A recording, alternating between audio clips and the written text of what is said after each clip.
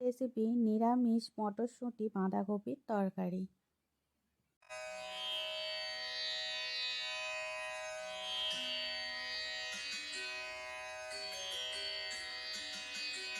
এর জন্য লাগবে অবশ্যই বাঁধাকপি, যেটা আমি সরু সরু করে কেটে নিয়েছি।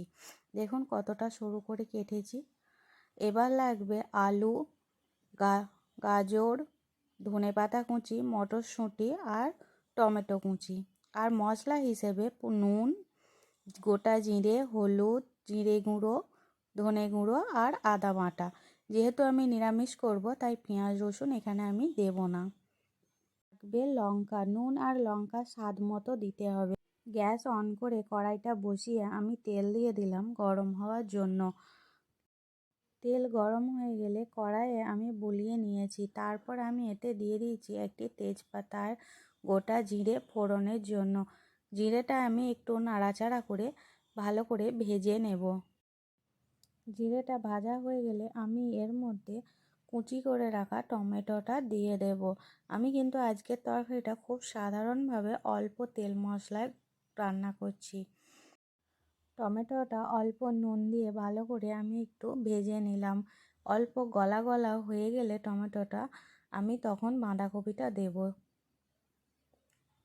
তো এটা আমি নিরামিষ বানাচ্ছি, তাই এটা নিরামিষের দিনে পুজোর সময় বা সরস্বতী পুজোর খিচুড়ি সবেতেই এটা কিন্তু চলে। দেখুন টমেটোটা গলে গেছে। এবার আমি এর ওপরে দিয়ে দেবো কুচি করে রাখা বাঁধাকপিগুলো। সবগুলোই আমি একসাথে দিয়ে দিলাম। পুরো কপিটা দিয়ে একটু ভালো করে নাড়াচাড়া করে নেব, যাতে কপি মশলা ভালোভাবে মাখানো যায়। বেশ একটু নাড়াচাড়া করার পর আমি বাকি উপকরণগুলো দেব। বাঁধাকপির তরকারিটা ভাত, রুটি, পরোটা, মুড়ি সবেতেই কিন্তু খাওয়া যায়। আর শীতকালে বাঁধাকপি কিন্তু খুবই ফেমাস। এখন তো সব সময়তেই বাঁধাকপি পাওয়া যায়। এবার আমি এর মধ্যে কেটে রাখা আলু, গাজর, ধনেপাতা, মটরশুঁটি এগুলো আমি এক এক করে সব দিয়ে দেব। দিয়ে ভালো করে নাড়াচাড়া করব। আমি কিন্তু কাঁচা লঙ্কাটাও এখনই দিয়েছি, ধনেপাতার সঙ্গে ছিল বোঝা যাচ্ছে না। এই সবগুলো একসাথে নিয়ে আমি ভালো করে একটু ভাজবো ও ভালো করে নাড়াচাড়া করতে হবে যেন তলায় ধরে না যায়।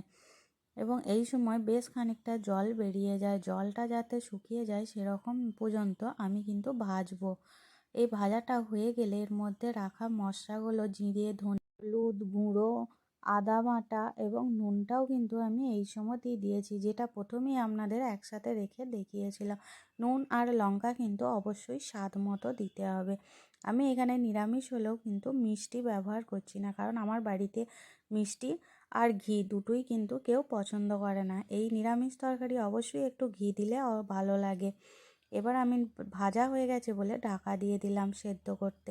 মিনিট 10-15 পর আমি আবার ঢাকাটা খুলবো। দেখুন সেদ্ধ হয়ে গেছে কপিটা।